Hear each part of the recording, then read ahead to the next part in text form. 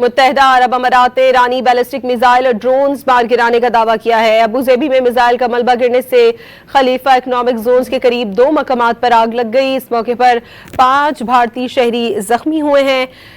شامی سرکاری T V کے مطابق دمشق کے قریب دھماکے سنے گئے ہیں۔ شامی میڈیا کا یہ کہنا ہے کہ اسرائیل نے اپنی طرف آنے والے میزائل شام کے اوپر ہی تباہ کر دیے ہیں۔ متحدہ عرب امارات نے ایرانی بیلسٹک میزائل اور ڈرونز مار گرانے کا دعویٰ کیا ہے۔ ابوظہبی میں میزائل کا ملبہ گرنے سے خلیفہ اکنامک زونز کے قریب 2 مقامات پر آگ لگ گئی۔ اس موقع پر 5 بھارتی شہری زخمی ہوئے ہیں۔ شامی سرکاری ٹی وی کے مطابق دمشق کے قریب دھماکے سنے گئے ہیں۔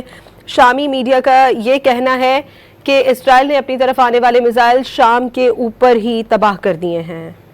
متحدہ عرب امارات نے ایرانی بیلسٹک میزائل اور ڈرونز مار گرانے کا دعویٰ کیا ہے۔ ابوظہبی میں میزائل کا ملبہ گرنے سے خلیفہ اکنامک زونز کے قریب 2 مقامات پر آگ لگ گئی۔ اس موقع پر 5 بھارتی شہری زخمی ہوئے ہیں۔